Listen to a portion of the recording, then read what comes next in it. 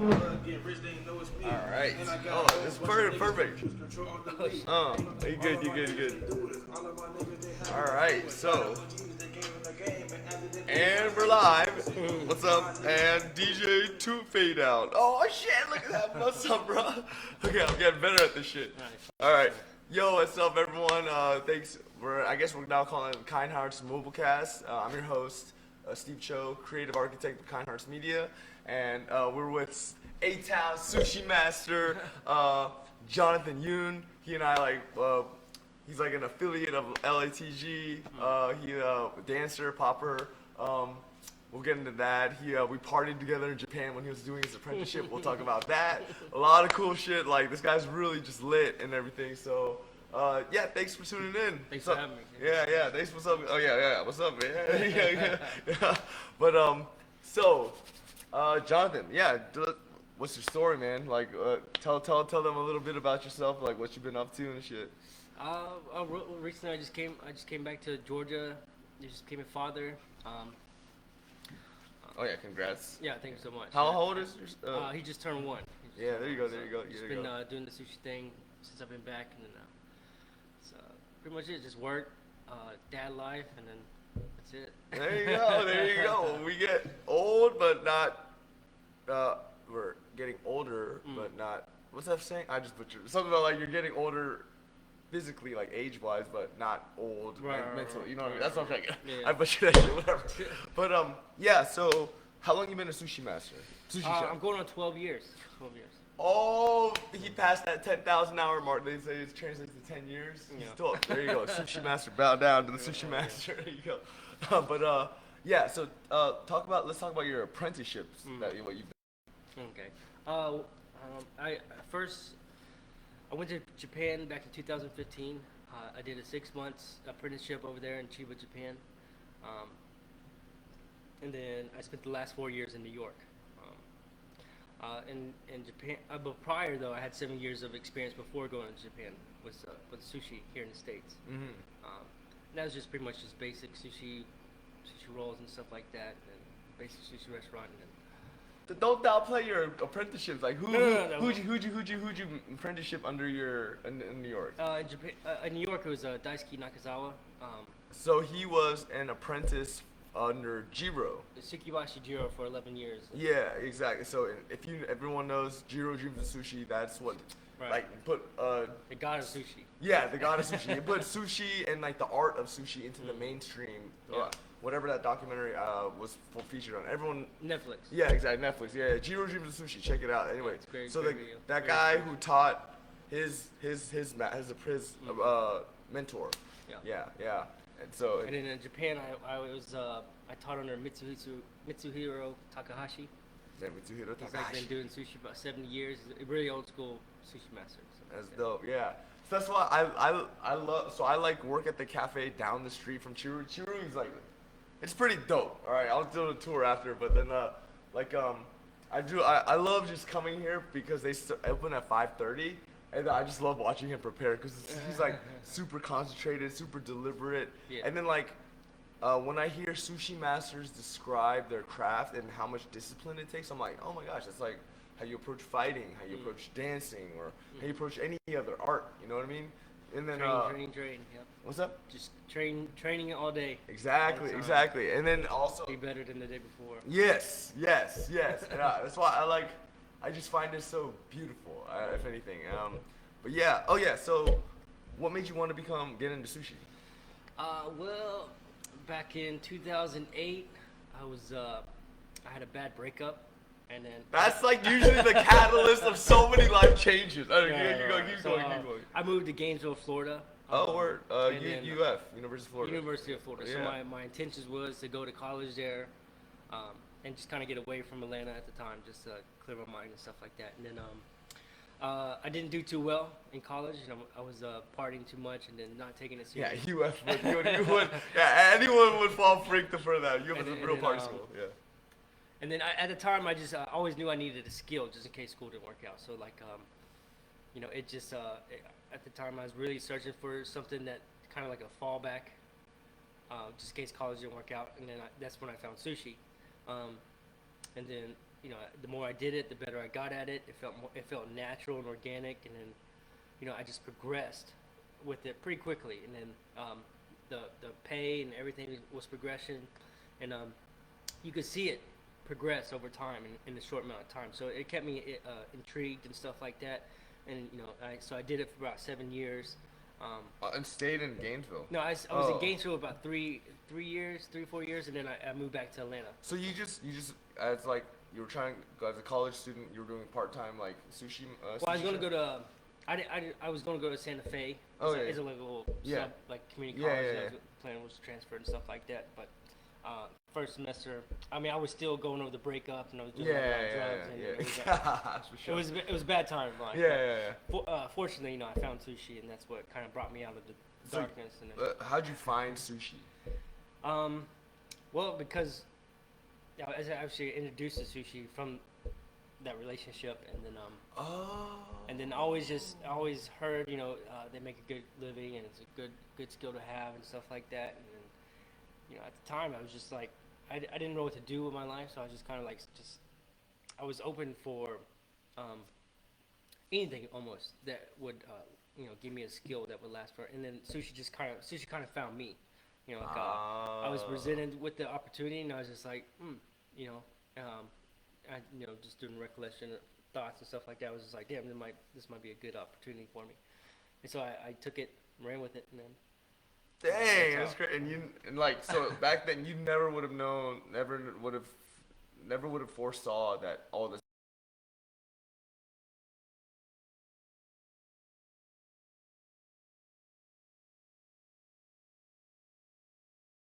Like that, doing more like MMA. Dang, you were like before the fad, like right. Well, it was like right when it first started. Yeah, exactly, right at the beginning of the fad.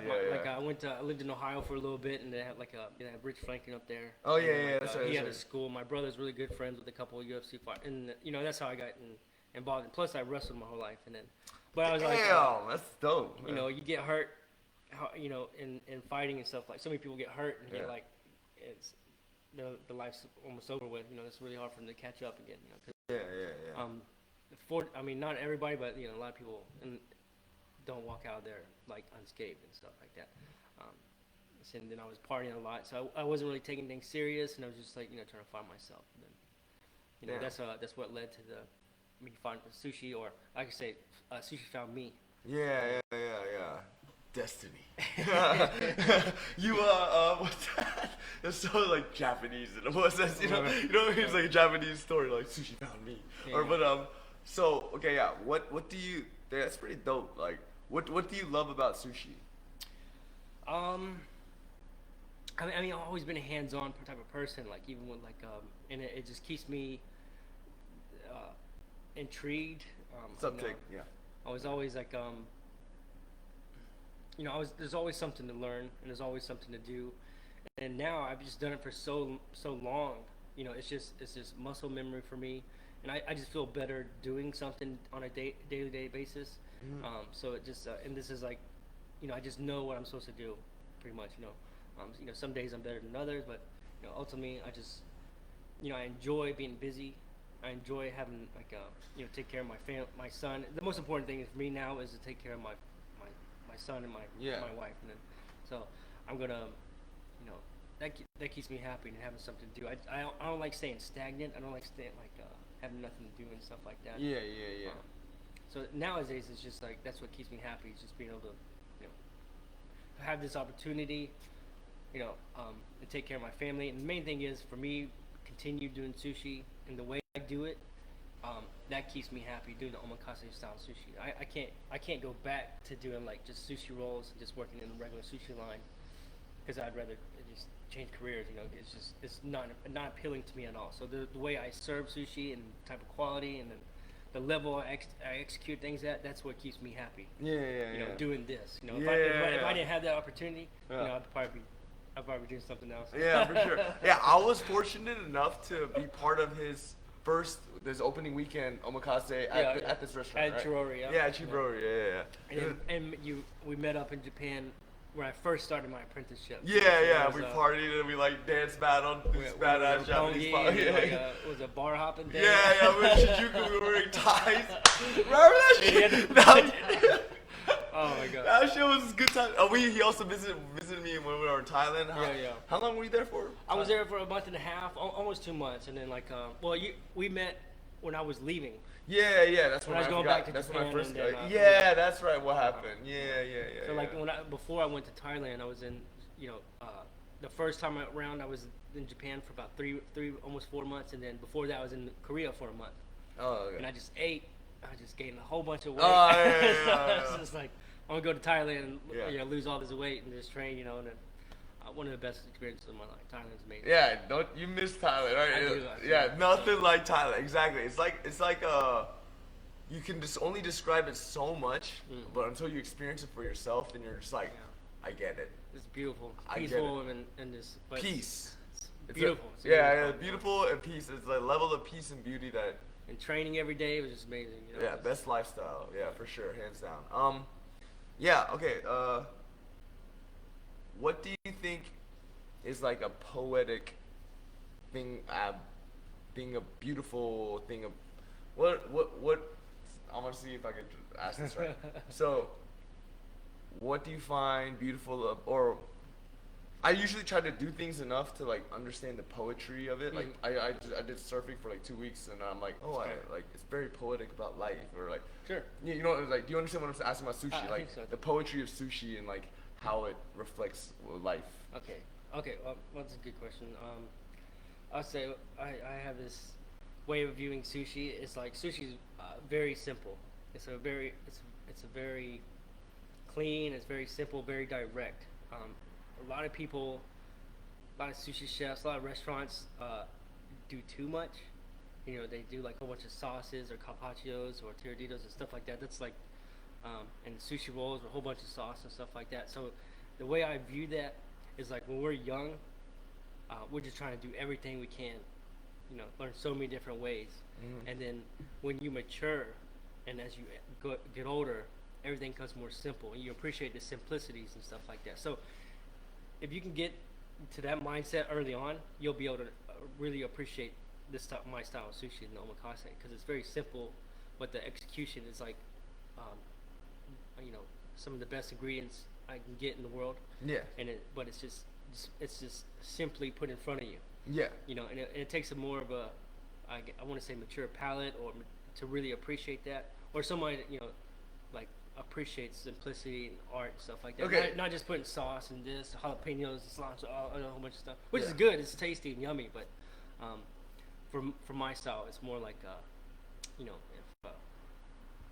it's more mature, I guess. I don't know. No. Okay, so for those who don't know, omakase is like the chef's specials of the season, like his own preference. And then how many pieces is it?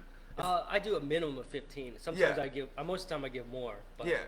So like but you get one piece at a time, and he tells you his background, story, words, how he approached it, whatever. And then like people try it, and then like you can like you take your time with it, you know. Right. Yeah. So if you watch Jiro Dreams of Sushi, he talks about it and stuff like that. It's not buffet sushi. Yeah, it's not buffet. Yeah, for sure. But like about simplicity, there's this quote: "Simplicity is the ultimate sophistication." Yeah. And just because it's simple doesn't mean it's easy. If anything, it is much more difficult to achieve a simple end result, right? Yeah, 90% of the work I do is done before you guys get there. So exactly. When a customer comes, they only see 10%, and it's a lot in that 10%, but it's like it's nothing compared to what I'm doing for the rest of the day. Yeah, for the preparation. But simplicity is key to life. I mean, to appreciate it, but it takes that's something you have to learn. It takes a while to learn that concept. Appreciate simplicity, because when we're young, we're just complicated and emotional, and just I'm going to take over the world, so, and no worries. But once once you take on responsibilities, and you find your passion in life, or whatever, you start honing, like trimming things out that don't matter. Yeah, trimming the fat. Yeah. So also another thing about simplicity, like in design space, it's not about adding shit on. It's about taking away to the not bare necessities, but to the to when you reach the rawest essence. More precise. Yeah, precision, like capturing its total essence, and that's all you need, like kind of thing. So it's about taking away. You know what I mean? Yeah, dude, we spin that life shit, bro. Like I didn't even realize we could get this deep. That's awesome. I love this shit. Yeah. So we got about 5 minutes. Yeah. So how long you been doing MMA? This is cool because we both like fighting. So yeah. I mean, I've been doing it off and on since high school. I mean, I always did wrestling, and I always did taekwondo during middle school and high school. After high school, you know, that's when I started in jiu-jitsu and getting more into kickboxing. Right. I didn't really. For me, it was more just like I was just training and training. I was always hesitant because I wanted to go to a real fight and to do it, but then I was also worried. I've also seen people like get, you know, knocked out and concussions, and they're just not the same. So that really worried. That was me. Yeah, I mean, but you're awesome, dude. I mean, you're a beast, man. But, you know, it's like. You know, and then more. I hold the warrior spirit, but I'm saving it for like a real battle. Like, you know, all hell breaks loose. I have to do it. I'm fucking doing it. You know. Yeah. I don't want to. For me, I don't want to like. I don't want to get hurt and not be able to be provide there for your family. To be provide for family, but also if I have to fight, I mean, I want to be ready for it. I don't want to be like. Whatever, but no, I know exactly. You don't want to be incapacitated to perform when it's like. I'm like the Army Reserve. Yeah. There you go. Yeah. That's a badass comparison. Well, I mean, I love fighting. I mean, so it's beautiful. Everything. Have you fought in the ring before? No, you haven't. But I mean, like, no, not in the ring. But. Trust me. Give me 3 months with you. You're gonna win. You'll win. But in Thailand, it was like a fight every day. You know, yeah. You always had to end up fighting, and then everybody takes it so serious, and then you always like, I got my eyelid busted, my eyebrow busted open, and stuff like that. You did? Yeah. When you were there sparring? Yeah. Sparring. Because I mean, they're so aggressive, you know. Yeah. Well, where'd you train at? It was Dragon Muay Thai. It was on the same street. Gotcha. You tight as tiger. Yeah. The Dragon. The thing is, that's because that road is notorious for just having a lot of like. Stupid ego head motherfucker fat fight like tourist fighters. Steroid up. Like. Yeah, that's why. Remember when we went to my gym? Like you saw, like it's away from all that. That shit. was your gym was nice. It's like fucking bear. Shout out OG Calpatat. What's up, ghetto philosopher, champ, killer brew? Let's go, baby. But that was like yours is like more like for professional fighters and stuff. Yeah, dude. We had a monster ass team. Then. Yeah, Dragon Muay Thai. They train you and they make you fight somebody at the end and stuff like that. But I mean, I didn't do the Chalong Stadium or anything like that. Yeah. But yeah, every day it just felt like I was fighting. Every day I got fucking beat up. And that's crazy. That's crazy. So that's and then you get assholes from other gyms trying to beat up everybody. Yeah. That's why, dude. So that just also means he has bad sparring partners. That's why the gym is like the environment that it creates and the people it attracts is everything. You know what I mean? So like, if people aren't taking care, you don't take care of your sparring partners, then fuck you. Like fuck yeah. You're there to get better. Yeah, exactly. You're there to get better, not try to prove a point. Like, oh, I'm better than you in sparring. No, it's trying to like, how can we help each other improve as fast as we can? Warriors are supposed to help each other. Exactly. Oh, so I'd be totally down to train with you. Oh yeah. Let's talk about a little bit of your dance experience. So same. I think I started dancing in high school, mainly popping. Multi-talented dude, right? Dancing, fighting, and sushi. Mine's dancing, fighting, and music, baby. Let's go. I got to do some tours, and I was in a couple music videos. Did a lot of battles. I got to train with the Electric Boogaloos up in Philadelphia for like a week. They did like a big training session. I met a lot of great poppers that went on to win like world competitions in that same training camp in Philly and stuff like that. You were Philly? You were Philly? Dude, you were everywhere, like on East Coast. I mean, because you don't know Fidget, B-Boy Fidget, or Marcus Sharp from Fraggle. So he's the one who introduced me to that training camp up in Philly. It was like a week-long training camp. Word, damn. And it was like all the EBs, and was it Crazy Legs and stuff like that. They had like, it's just like a hip-hop training week, and it's pretty badass. What's it called? Do they still have it? Do you know? I think they still have it. All right, I don't. It's like 5-hour drive, 4-hour drive from there. I don't remember the exact name of it. It's been so long ago, but yeah. Well, contact your people. Let me know because I live in Pittsburgh, so like that's a 3-4 hour drive away from Philly. Yeah. So what was your b-boy crew or your dance crew name? Fraggle Rock. Fraggle Rock. And what was your dance name? Link. Oh, what was it? Is it called Poppin' Link? No, it was Boogaloo Link? Link Boogaloo? Your style was It was Boogaloo. Links. like With a 'cause- Z? with an X and then Lynx. Lynx.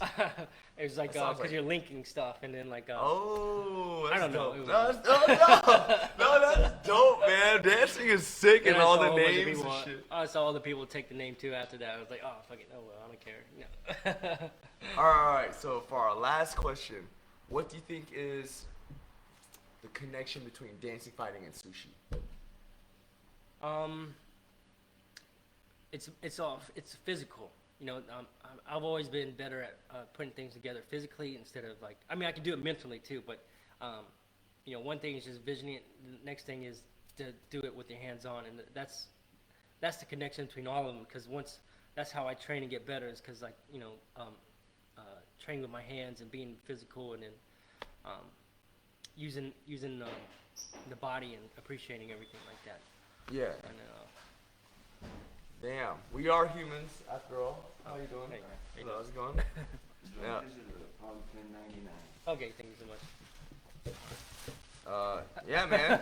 All right, so yeah, man. Thank you for this Yeah. episode of Thanks for having me. episode 3 of Kine mobile cast, and I'm about to cue the music, but we had sushi master Jonathan Yoon of Yeah. Chirori. I had a whole bunch of like stories, like little mini documentaries of him, like on Instagram that I still haven't even posted, but like because I've been so busy. But you'll see them like, and then yeah, follow Chirori on 14th and State in Midtown Atlanta. If you come here, it's like owned by Takashi Otsuka, my b-boy crew, president of b-boy Georgia State b-boy crew, b-boy club, and then and as Lawson Gym, and then Reservations only. yeah, reservations only. Yeah. It's and then you get to try sake pairings and shit. Like it's a very elaborate.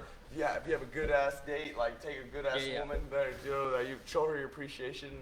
And, No first dates. It's usually Yeah. only when they're worth it. So. Yeah. Oh no. Oh yeah. Well yeah. Here's what's your favorite sushi? What's your favorite your favorite fish? Oh, what's your favorite sushi? What's your favorite cut of fish?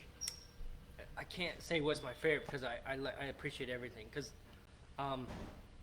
just because you have to do it so many times to get it right, and once you get it right, and you know, and then you learn to appreciate everything. Damn. That's a really hard question. I mean, Okay, what are your top 3? tuna. I like crab. And then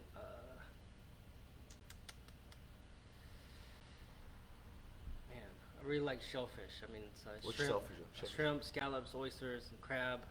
Damn. All those are good with sushi. Not raw. I mean, crab you can't eat raw and stuff like that. But tunas. I like mackerel. I like mackerel too. I like them all too. I like them all. I mean, it's, You don't like salmon? I'm just surprised salmon didn't. no, I do like salmon. I do. But like you didn't even mention it in the top 7, 8 that you mentioned. Yeah, I mean, I don't know. It's I don't know. It's so many. It's hard to choose. But if I had to choose, probably tuna. Probably tuna. If you had to eat that for the rest of your, if God said, "Oh, you can only eat one for the rest of your life," Right. tuna. I think Tuna. probably me too. Yeah.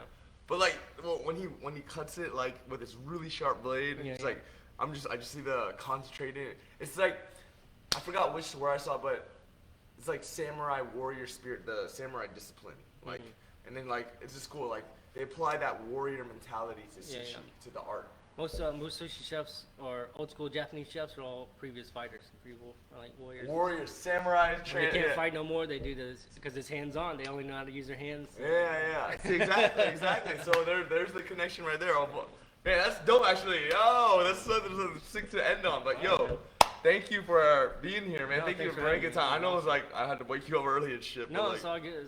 I appreciate it. Yeah. We'll share all the socials. If you're ever in Atlanta, really like reservation only, DM them or whatever, and then they'll send you the link Go to and shit. website omakasebyun.com. Omakasebyun.com. Yeah, we'll have it in the comment section and everything. And then yeah, man. Thanks for having, dude. Thanks for coming, bro. Yeah, you the that was sick, dude. Cool. Hold on, what? Oh shit! I gotta put the.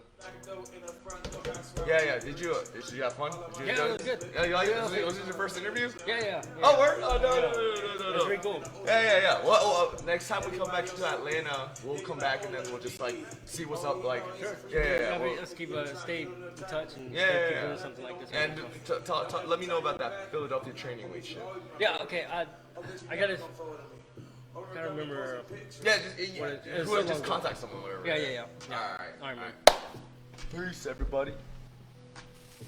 Yep.